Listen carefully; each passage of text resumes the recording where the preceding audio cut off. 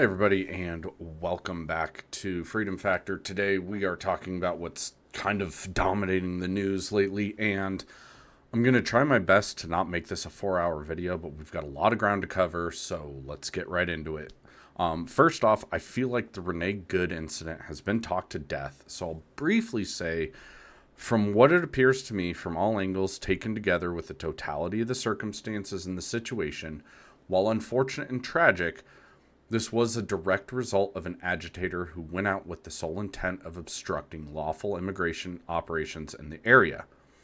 Once she was approached by ICE agents, she decided, instead of complying with lawful orders, put the car in drive and attempt to flee. Now, intent is immaterial here.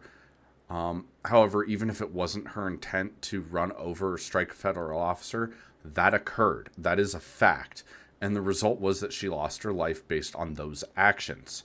I can already hear people who disagree with me, especially the ACAB libertarians and anarchists. Just comply, bootlicker, comply with the Gestapo. And here, the overall theme here is not blind compliance with what you subjectively view as tyranny, but instead it's the recognition that no person who ever actively resisted law enforcement has ever come out on top. At best, you get a few bruises and are handcuffed. At worst, death. Recognizing this fact doesn't make one a bootlicker. It just means that you're capable of rational thought. The place to fight the police, federal or otherwise, is not on the street. They have the advantage. They have the numbers, and they have legal perception. Even if they are wrong, you are not winning that fight on the street. And most of the time, they don't play fair. Now, back to Renee Good. I see both sides of the coin, but the fact that she was obstructing federal agents lawfully enforcing immigration law, agree or disagree, they were there with full legal authority. Those are the laws of the United States of America they were enforcing. When she was confronted and instructed to get out of the car, the reasonable action would be to stop, put your vehicle in park, and exit the vehicle and deal with that situation calmly, smartly. Instead, she decided to drive away, and in doing so put officers at risk, and they perceived an imminent legitimate threat. Now, the officer that fired was in fact struck by the car. That is a fact. There is a video angle that shows it, and there are reports that he sustained an injury, which I need to emphasize. In the medical profession, a contusion or bruise is the word used. Internal bleeding, while a bruise is technically rupturing of blood vessels, internal bleeding is usually defined as something else and is not the same as a contusion or a bruise, as the lay term is. So, seeing that he sustained an injury kind of leads a little bit more in the angle of justification. Now, did it look bad? Absolutely. He shouldn't have placed himself in that position. That crosses into a territory called officer-induced jeopardy, which is something that should be trained. You do not place yourself into a situation where the most likely result is either you being injured or having no other option but to use force, and in this case, deadly force. However, from what it looks like, and I understand the investigation has not been completed, so we don't know every single factoid to go with it. And I know there's people who say you can't really trust what the government says.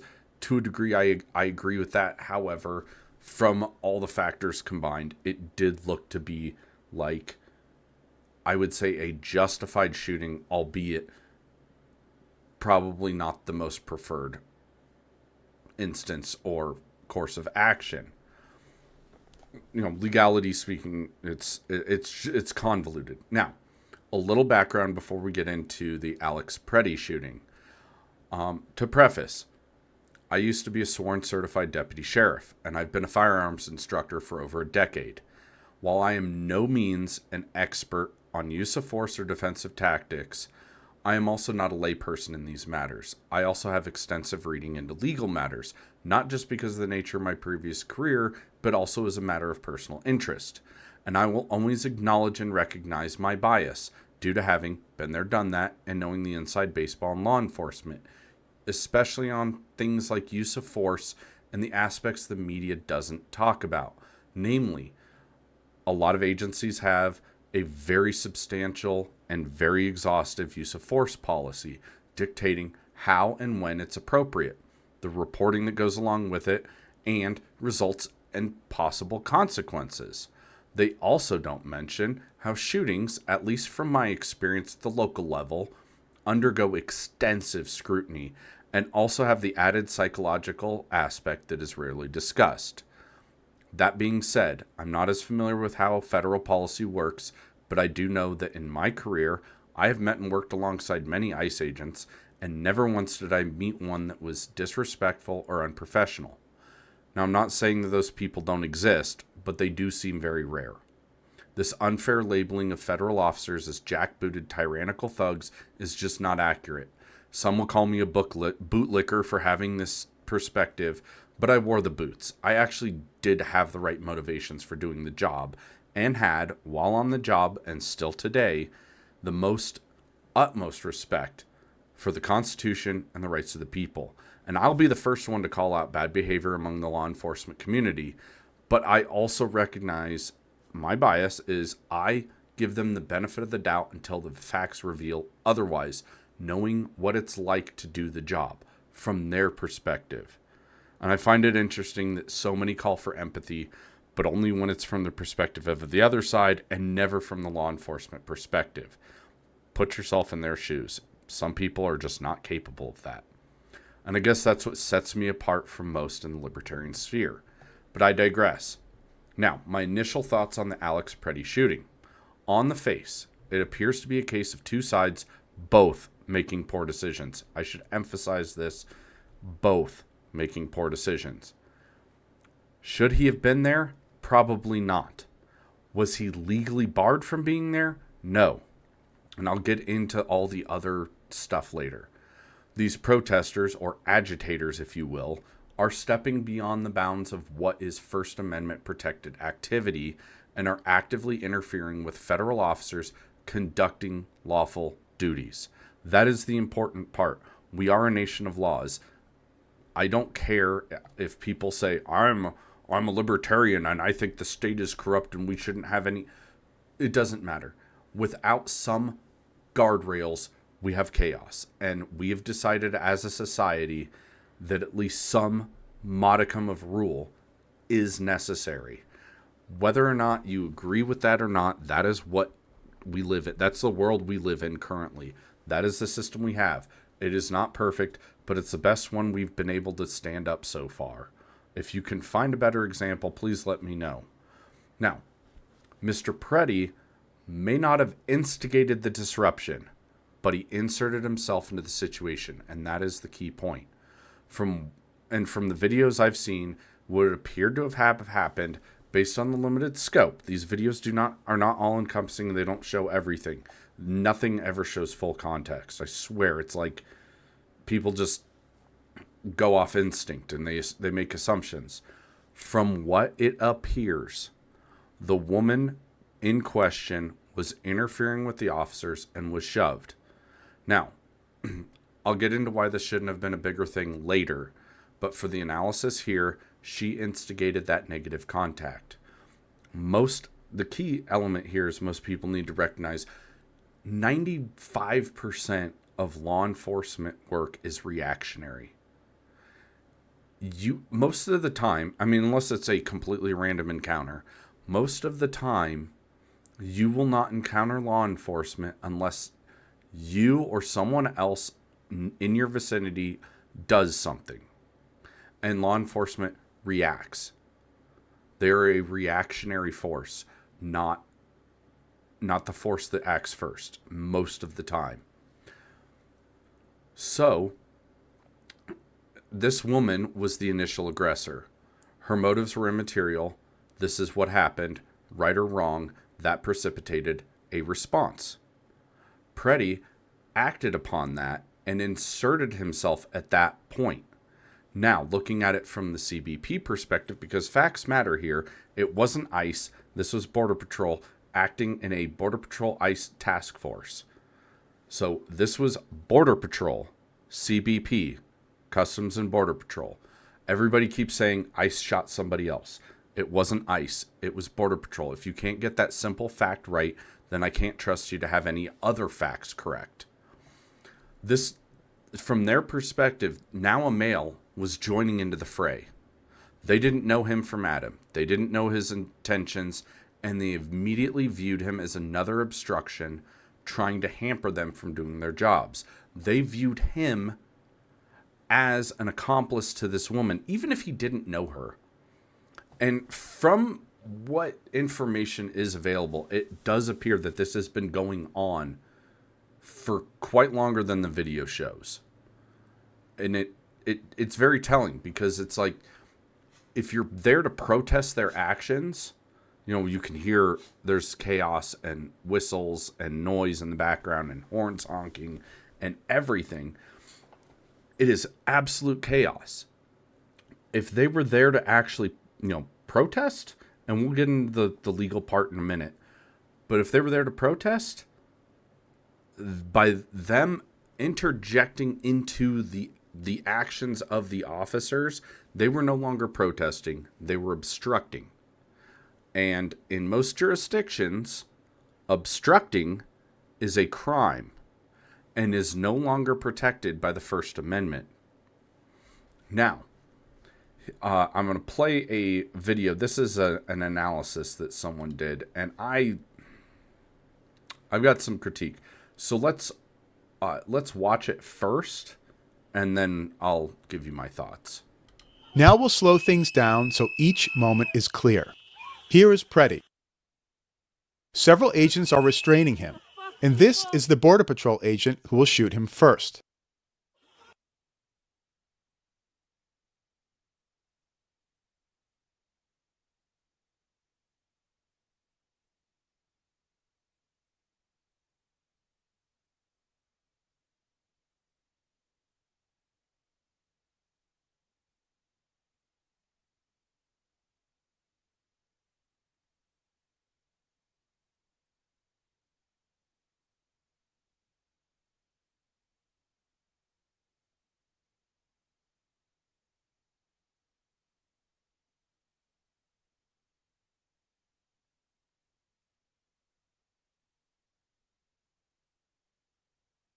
Okay, so that was kind of a breakdown indicating, so it showed the officer that shot, and he was dealing with the female turnaround, all that.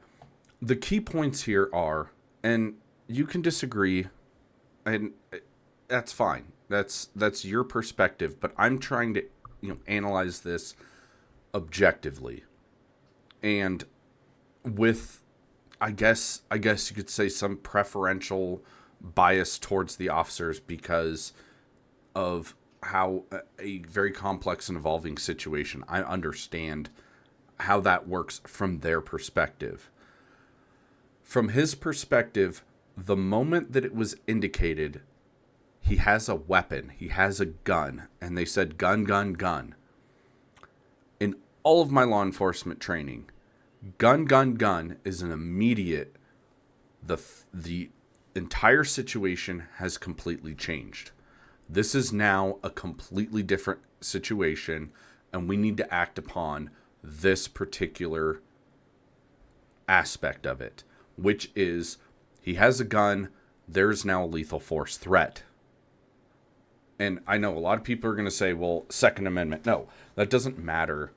The Second Amendment doesn't matter when you are actively resisting law enforcement. And that's the important part, because a lot of people say he wasn't resisting. That's a lie. The fact that they grab him and take him to the ground, and now we weren't there, and it's impossible to tell from the video. If no verbal commands were being given, I find that hard to believe. Because any time that anyone is trying to detain someone, and that's what it looks like they were trying to do, was restrain him, detain him, get cuffs on him. He was actively resisting that effort. And I've given this advice from a law enforcement perspective, but also from a firearms instruction perspective. Any time that you are carrying a firearm, that is not the time to actively resist law enforcement. If they say, don't move, put your hands behind your back, do it now, that's exactly what you do. If they're wrong, let them be wrong. Figure it out later. But at that point in time, you have a responsibility to look out for number one, and that is you. And that is where this individual, Mr. Preddy, made a fatal error. I'm not blaming him. I'm just saying he did not make a good decision at this point. So when you have multiple officers to the point where they need to strike you with he had, I guess, a OC canister, the fact that they were striking him, because a lot of people view this as, it's very incensing. It's very, it gets the emotions up. Oh my gosh, they were hitting him. No, that is part of training. In law enforcement training, a lot of times it is you deliver strikes to change their thought process. Most of the time, if somebody's holding a knife or whatever and you hit him in the face, people go, oh my gosh, you hit him in the face. No, it's to reset the computer. That's the term that was used in my training. You reset the computer. It gives them a moment where they have to rethink what they were doing, because now it instinctively tells you, okay, I just got hit. Maybe, hopefully, a rational person, hopefully, will go, maybe I'm doing the wrong thing here and I need to re-examine what I'm doing. Had he just stopped, put his arms out like an airplane, and stopped resisting, stopped trying to, what he was doing there was trying to put up a base, where he was on his hands and knees. That's trying to put up a base. That's trying to obstruct them from accomplishing the task that they're trying to achieve. Again, it doesn't matter if they were in the wrong. At this point, you are outnumbered and you are outgunned. It's time to recognize that you are in a battle that is losing. You're on the losing end of it. And like the saying goes, some people just try to ice skate uphill. And here he was ice skating uphill in this. I'm not trying to blame him though. I am just saying that was the wrong decision on his part. Whether he thought it was right or wrong or indifferent, he had a gun on him. He should not have been conducting himself in an antagonistic and aggressive manner the second that they tried to take him to the ground. Also, on top of that, people will say he was disarmed. That's what appears from the video. We can't be 100% sure. That's what it appears to be. That's what I saw, and that's what the video shows. However, from the perspective of other officers there, they may not have seen that. The officer that fired may have been right there and didn't see the gun come out of his waistband. All he heard was gun, gun, gun, he has a gun. And he acted upon that information that was readily available. Now, the analysis says he had his back to this officer. However, there were two officers also in front of him. And the whole self-defense thing, there's another aspect to that. There's this little aspect called defense of others. That also gives them, law enforcement, has the duty and responsibility to also, if they view a legitimate deadly force threat, defend others, not just themselves. And I get it. The investigation is still pending. I will absolutely, with a cup full of sugar on top, eat my words if it turns out that I am completely mistaken in my analysis. I fully recognize that. However, I am viewing this from the objective reasonableness standard put forth by Graham v. Connor. Now let's get into the legal part. Graham v. Connor put forth the test of objective reasonableness. This means they are to analyze the situation from the standpoint of an objective, reasonable officer in the same position without the benefit of hindsight. Law enforcement at the time of their actions does not have the luxury of a video camera removed from the situation, be it 5 feet or 50 feet. They also don't have the luxury of instant replay, zoom, freeze frame, etc. They're acting on the information and their perception of that moment in time, right then and there. Now, if they say they had a legit concern for safety of themselves, bystanders, let's also not forget this was a pretty busy street. There were a lot of people around. And information comes out, this guy's got a gun, and they can't readily identify where that gun is, and they deal with that threat.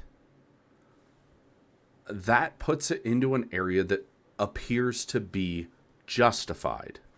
Now, is it good tactically? Absolutely not. I criticize them on that stance. However, the long chain of events leading to that all started with these agitators showing up to obstruct these officers. Now, here's the problem that comes in. Why are they operating in the streets? And this is two-pronged. The first, all these protesters are getting directly involved with the let's just call it the task force, because it's not strictly ICE, it's mostly ICE, but as we saw from this instance, CBP is also involved. Federal agents are conducting these operations on the streets, and they're having to deal with the protesters one-on-one. So they're doing their job as well as dealing with protesters.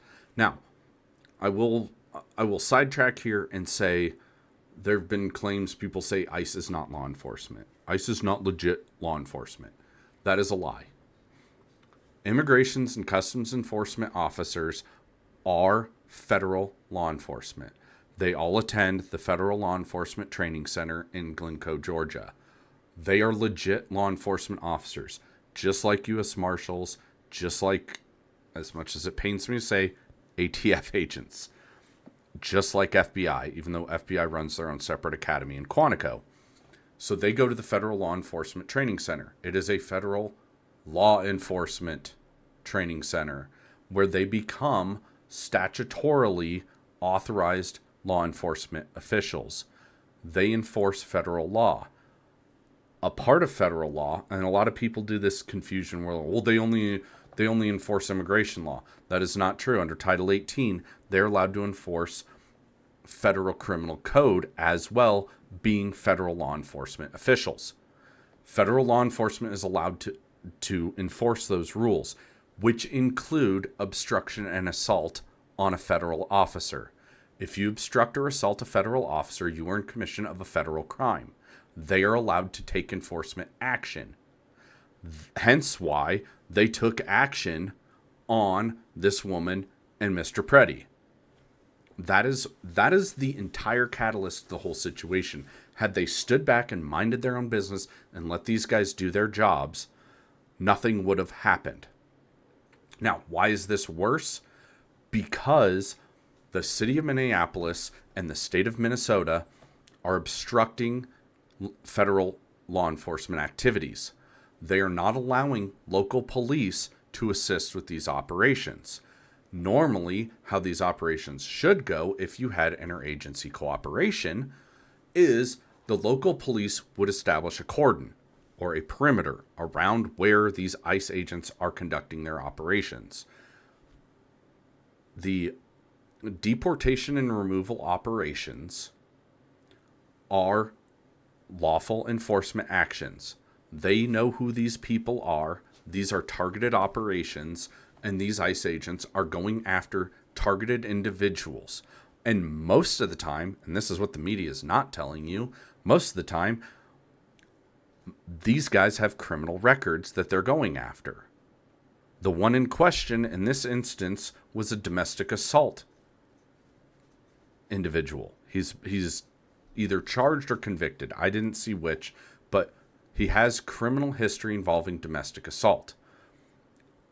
That's somebody that they're legally authorized to apprehend and deport, or at least begin removal procedures.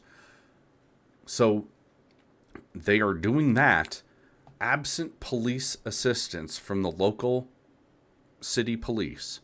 With the city police not helping, they're now having to deal with that themselves, which means they're diverting their attention and resources not only to their mission at hand, but then also dealing with these bystanders that are injecting themselves into the situation, obstructing them, which is a crime. This is the same thing that happened with Renee Good. They were going after somebody. She was in the neighborhood. They were all obstructing, trying to stop ICE from doing their job. When you try to stop ICE from doing their job, guess what? You end up on their radar and they end up having to deal with you instead of just going about their business, grabbing their person and leaving. You may disagree, but they are enforcing the law. It is no different than the police going and serving an active arrest warrant on somebody who hit and run or robbed a bank or, burgled a house. It is no different. Plus, people can't look at it from the other side and say, how would you like it if you're a barista at Starbucks and I come in and I start obstructing you, saying you can't serve coffee to these people. I don't agree with you serving this disgusting coffee to these people. These people are evil. Stop serving coffee to them. I would be the bad guy in that situation on all accounts, no matter what perspective you take. So the local authorities are not cooperating. Furthermore, on that aspect, this is where a little bit of inside baseball comes into play. When I worked for a sheriff's office, and I started during Obama, but through Trump, this is how we operated. Someone would be arrested. They would be charged with a crime. Let's just say, for argument's sake, let's do domestic violence. We'll say for the state I live in, we had domestic violence was an added on an enhancer to the crime. So we'll say second degree assault, which is causing injury to another. So second degree assault with domestic violence. The person is discovered to be an illegal alien. So they go to jail and they post bond. Let's say the judge sets their bond at $10,000 and a protection order and all that, and they post bond. Once they are pending release, how it used to work, this doesn't work anymore because I live in Colorado. We're a blue state, and the state no longer cooperates with federal immigration officials. But how it used to work, and this was the preferred method, we would see that they have an ICE detainer, which means ICE wants them because they're here illegally and they want to initiate removal procedures on this individual. And now they have a criminal charge on pending. Once they were pending release, we would notify ICE, hey, this person is about to be released from our custody. Do you want him? They would usually respond pretty quickly because they usually have people on staff at all hours. Pending release, they'll say, yes, hold him. We'll come get him in such and such time.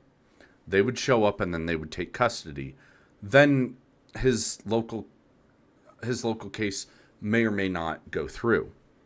Another aspect or another way that this happens is, let's say this guy was found guilty of second degree assault and domestic violence, and the judge said, I'm going to sentence you to 12 months in county jail with credit for 1 month time served. So he serves out his sentence. His sentence is complete. He has a conviction on his record, which makes the removal procedures a heck of a lot easier from their administrative standpoint because he's now a convicted criminal. Once his sentence is complete and he is ready to be released, we notify the jail, not we, but the jail notifies ICE. ICE says, yeah, we'll come get him. So before he's released from jail after serving his sentence, ICE comes and gets him and then begins their removal procedures against him. That is how it should work. How it's not working in Minnesota, as well as other jurisdictions, which I believe California, Colorado, and a few others also follow this same thing. Minnesota is not notifying ICE pending release of an illegal alien charged or convicted with a crime. And instead they're releasing them. And then so ICE now has to go out into the community in order to apprehend these individuals for removal procedures. And that leads to why ICE is operating on the streets in Minneapolis. That's how the system should work versus how the system does work, because the system is not being followed as it should. Now we get into this is the part I hate talking about, because I can't stand it when you have every opportunity to do right by the situation and not make it worse, and instead they make it worse. The Trump administration, to include Donald Trump himself, Kash Patel, Kristi Noem, all of them, when they interjected with the Second Amendment angle, they totally screwed the pooch. And this is where I've been backing Trump on the border and immigration part. I have been very critical of Trump on a lot of the other stuff, especially foreign policy. But I'm not here to talk about that today. I'm here to talk about what they were saying when Trump said that he shouldn't have had a gun. That is immaterial. He has a constitutionally protected right to keep and bear arms. It is the Second Amendment, and it's the second for a reason. And I am a Second Amendment absolutist. Now, there are reports, I don't know for sure. I've heard conflicting reports that Preddy was a concealed carry permit holder, but he forgot his permit at home, so he did not have the proper identification identifying his legal ability to carry a concealed weapon. I don't care about that. I think the whole permit process is stupid. We should have constitutional carry throughout all 50 states. It should be legal for anyone. If you can own or possess a firearm, you should be legal to carry the firearm without a permit. That is my stance on that, and that stance does not change, even if they are a communist or anti-ICE or a Democrat. I don't care. The Second Amendment's for everybody, period. This is where their whole talking about, and I forget the guy's name, the head of the CBP for this area, the Bovino guy. His whole stance about making these assumptions that Preddy was there to do a mass shooting and kill U.S. federal agents, I think is total bullshit. That there is no indication he was there to do that. He was maybe foolish in going into a situation where the propensity for violence was pretty high, or the propensity for a conflict was pretty high. I mean, I wouldn't do it, but there's nothing against carrying a firearm to a protest. Now, let's jump off the rails for a second here and talk about the right to protest, because a lot of people don't understand this. First off, without picking a fight into semantics, the word protest does not appear in the United States Constitution or the Bill of Rights. It's generally accepted that there are two aspects that cover protesting. And that is the First Amendment to the Constitution, which says, and I will quote it word for word so that there's no confusion. And I quote, "Congress shall make no law respecting an establishment of religion or prohibiting the free exercise thereof, or abridging the freedom of speech or of the press." Here's the important part. "Or the right of the people peaceably to assemble and to petition the government for a redress of grievances." Now let's break that down a little bit to kind of get to what that means. Peaceably assemble, peaceably being the key word here, means the government cannot stop you from assembling with other people. You can assemble. That is the assembly clause. Your free association with your neighbors and all that. So you have the right to basically assemble and then also petition the government for a redress of grievances. What is a redress of grievances? It's basically saying, you've done this and I disagree. That's really pretty much it. I mean, that's That's the nuts and bolts. It's a fundamental freedom that we enjoy in this country that should never be stepped on. However, where you step outside of that, and we can accept that peaceably assemble, petition the government, redress grievances, all pretty much cover the word protest. Even though it's not explicitly stated protest, that's essentially what it means. That you can protest. You can go out and say, hey, we disagree. We disagree with these, you go to your city government, and we disagree with these traffic light cameras that catch people running red lights. There's no officer to call into court to, have this, due process. No, that is what the First Amendment is for. However, peaceable assemble stops when violence occurs. Destruction, assault, what have you. The second you throw a rock, these are things that are happening right now in Minneapolis. The second you throw a frozen water bottle, the second you throw fireworks, any attempt to disrupt, harm, or destroy people or things no longer is a peaceful assembly. It then becomes a riot or destruction of property, which are criminal acts. That is not redressing grievances. That is acting irrationally and violently. And that is not protected by the First Amendment. So, your right to carry a firearm, pending state laws, which there is no state law in Minnesota that says you are restricted from carrying a firearm at a protest. There are locations like where I live in Colorado. You can carry a gun, concealed carry a gun, depending on local ordinances on concealed carry. But you can essentially, broad strokes here, you can essentially carry a gun and attend a protest, unless that is a prohibited location, such as federal property or a prohibited area of, state property prohibits, the state law prohibits from carrying at that location.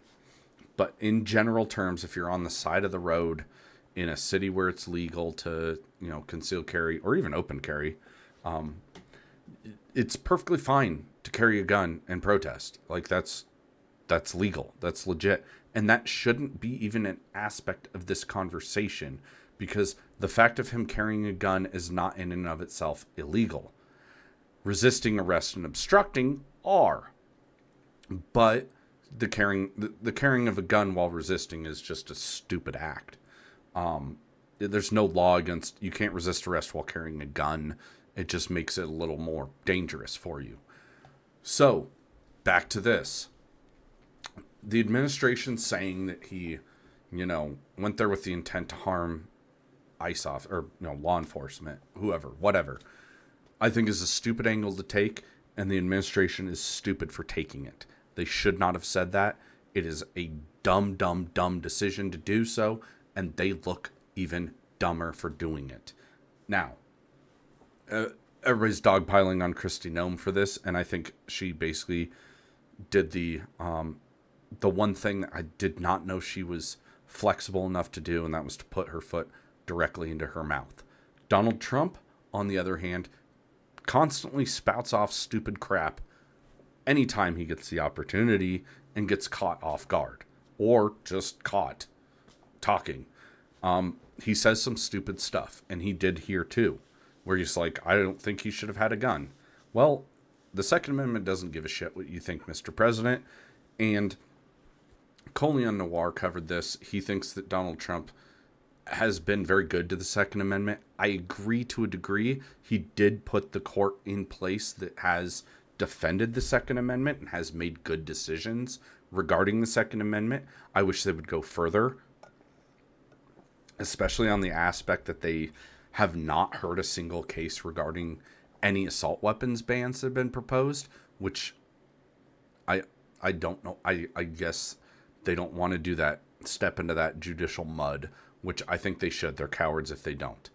But at any rate, Donald Trump has not made much of an effort since the stupid bump stock thing of his previous administration or his previous term he has not really done much to curtail the rights of the people to keep and bear arms. He hasn't really gone after the Second Amendment. He's just talked. And a lot of people view talk as just as bad. Maybe, maybe not. I'm kind of on the fence on that one, but I will say you also have to recognize that I think it was prior to 2008, Donald Trump was a New York liberal. He was a Democrat. He gave a lot of money to the Clintons. He was good friends with the Clintons up until a certain point in time when he wasn't. But he used to be that. It's really hard to completely change gears once you decide to subscribe to a different ideology. I know. I've done it myself. I used to be a Republican. Forgive me. I think the Republicans are abhorrent as well. Not as bad as the Democrats, but still bad. But on this, the Second Amendment angle is ridiculous and stupid, and they stepped in it. And this is where it's really going to hurt them. And this is where it hurts the entire conversation around this, because people are saying, well, now you on the right are against the Second Amendment. I am not. I am not criticizing Mr. Preddy for carrying a gun. I'm criticizing Mr. Preddy for obstructing CBP officers while they're trying to do their job. The fact that he had a gun just made the situation a little bit more dangerous. And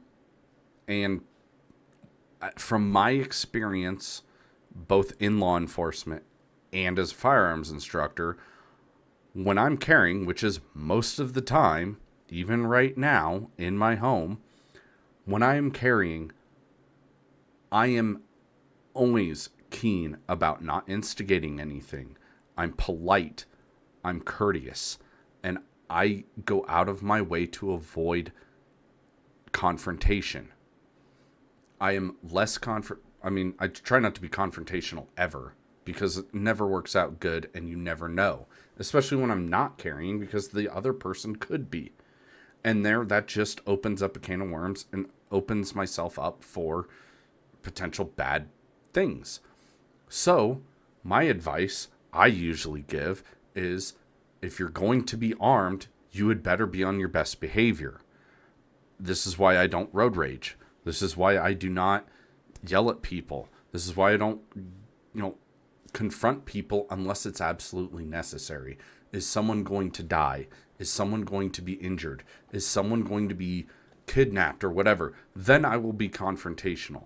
But until that point, I don't see a reason to interject myself into any situation that I am not party to, especially if it's a law enforcement activity. If I'm on the side of the road and two cops are arresting somebody, I keep my nose out of it. That is not my business. That does not affect me in any way. However, the other side of that is, if you see something that appears to be an injustice being committed by the police, interjecting yourself will not work out in your favor. It is better to be a good witness. Unless it is something that is so egregious, like just a rare happenstance, like an impossible situation, but you see a cop about to,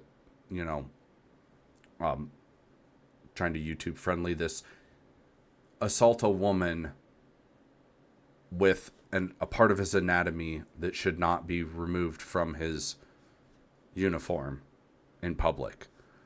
There you can interject, but you don't know the full situation. And this was a scenario that we went through when I was in law enforcement training, where you're out of uniform, you're off duty, you're on, you're driving home from work, and you've got your gun on you, and you walk into a 7-Eleven to get a soda and a lottery ticket. And as you walk in, there's a guy standing at the counter with a gun in the clerk's face, irate, and then he shoots the clerk 3 times. You go, oh, damn. Pull your gun and you shoot him. You don't know what was happening. Was he robbing the place? Did this guy not give him exact change and this dude was irate about it irrationally? You don't know. Then it's revealed. Now, they gave this as a scenario, and I think it was an interview that I did. They gave that exact scenario, and they said, what do you do? And I said, I shoot the guy. Or at least, hold him at gunpoint and tell him to drop his gun. And they say, well, which is it? Do you shoot him, or do you make him drop his gun? And I tell him to drop the gun. They're like, okay. You later discover the clerk sexually assaulted his daughter, and this guy was the father, and he was coming after the clerk because one reason or another, whatever. So if you shoot him, you just shot the father of a victim. Now, probably not the best thing if your daughter is assaulted by somebody for you to go out and take the law into your own hands. However, me being a father of a daughter, I understand. I can't say I wouldn't do the same thing. So, on that, you don't know what's going on. You don't know the situation. So, if you see police activity, the best decision you can make is keep your nose out of it. Sure, pull out your phone and record. That'll end up on the internet. And if the police, federal, local, or otherwise, were doing something wrong and your video helps to put them away, good. I fully support that. But you jumping into the situation and shoving the officer or what have you, getting in between the officer and somebody they're trying to either arrest or remove from a location, now you have just put a target on your back. And I know I side with law enforcement from this inherent bias that I have. I understand that. I understand that a lot of people may not like that or may disagree with that. That's your business, whatever. Call me a bootlicker. I've been called worse by far better people. That right in there is one of those things I tell people. Don't become a target of law enforcement. I've been saying, I said this when I was on the job. When the police talk to you, shut the hell up. Just shut the hell up. You are under no obligation to assist them with their investigation. Just shut up. I tell people that all the time, and I did when I was on the job. Don't talk to cops, and I was one. So, on that, my advice, if I had been able to go to Minneapolis 2 hours before the shooting, I would tell this VA nurse, which it's tragic. I support members of the VA. Being a veteran myself, I'm in the VA healthcare system, so I feel this loss on that level. I would have told Alex Preddy, hey dude, don't get involved. Trust me, it will not work out in your favor. It never does. Name one instance where the person resisting came out on top. I guarantee you can't find one. Resisting or obstructing never works out in your favor. Ever. So stay out of it. If it doesn't concern you personally, there's no reason to get in there. That's the problem. On the flip side, to my brothers in blue, fucking watch yourselves, man. Don't jump the gun. Pardon the pun. This is where one of those instances where it's a series of bad decisions on both sides cascaded into a tragedy. I am not celebrating this guy's death. I think it's tragic. I think it's awful. I'm not celebrating Renee Good's death. Even if I disagree with her politically on almost every single aspect, she still didn't deserve to die. She still should be alive today. Her children should still have a mother. Alex's parents should still have their son. It's a bad thing no matter which way you cut it. However, both of these things could have been avoided had these people not inserted themselves into federal law enforcement activities. Is Alex's wife being arrested, detained, and deported? No. Doesn't concern you. Go hold a sign on a street corner. That's a little bit safer than jumping in between federal officers doing things. I mean, really, that's what it all boils down to. And, the ICE officers, you guys, they just slow down. I understand because these rioters are assaulting and obstructing and just causing rampant chaos, making it hard to do the job. And furthermore, while we're on the subject, not a good idea to go to the hotel where you think ICE is staying and try to keep them up all night or whatever. It's not helping. It's just making you look like an asshole. And I get it. You don't like the cops. You don't like ICE. You don't like Trump. That's not the way to go about it, though. That is not what rational, sane, kind human beings do with each other. If you disagree, voice it. You don't need to go out and beat people up and throw things at them. It baffles me that this is the location. This is where we are in 2026 America. It's ridiculous. Protesting, sure. Rioting, no. Not, they're two separate things. And I think everybody's getting so divisive over it. And this whole thing has forced people to go into their respective corners and let their emotions overtake them. And that never works out good. Ever. Ever. I will tell you this. I've gotten emotional over it. And I need to take a step back and say, does it personally affect my life? No.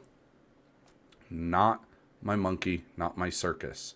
So I say, let these guys do their jobs. If you don't like it, write your fucking congressman and tell them, change the immigration law. Because what they're doing is legal. And furthermore, to kind of wrap this whole thing up in a big bow, they uncover billions of dollars of fraud in Minneapolis. And these people who are either, I guess some of them are refugees, but whatever, the illegal immigrants are costing America billions of dollars every year because it may not be federally legal, but states have given them benefits. They're giving them welfare. They're giving them benefits and housing and giving them money. These people should not be here. Whatever your stance is, I am not an open borders libertarian. I believe that we should reform our immigration system. That's a conversation we can definitely have at a later time. But the people that are not here legally are taking away from those who are here legally.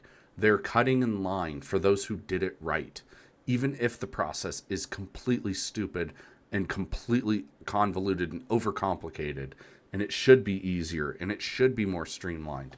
However, they're still here illegally. It is still against our U.S. laws, and dozens of other countries have far more strict immigration standards than we do, including Mexico. They will deport your ass. They might even throw you in jail for a spell. So we are way too kind and generous with our immigration system. But these people are stealing from you. And you're mad at the people who are trying to kick them out of the country? Make that shit make sense. 'Cause it doesn't to me. So, at the end of the day, let's have that conversation. Let's talk about making better decisions on all sides. And, keeping your finger off the trigger. And maybe staying home if you're upset about ICE. And write your congressman. There's plenty of Congress people, even if they are disgusting creatures, right and left. Write them and let them know what you think. Sometimes they might agree with you and go, yeah, we should be curtailing ICE's operations, or we should be pressuring them to change their policies or their, tactics. But going and fighting them in the street, that's not the way to do it. So anyway, this was kind of a longer episode. I usually don't try and make them this long, but this was a lot. So my voice is giving out. Thanks for tuning in. Please like, share, subscribe, comment. I will preface, please keep the comments, respectful. I don't disrespect other people. I kind of have that expectation where I would like other people to be respectful to me. But thanks for tuning in, and I'll catch you guys next time.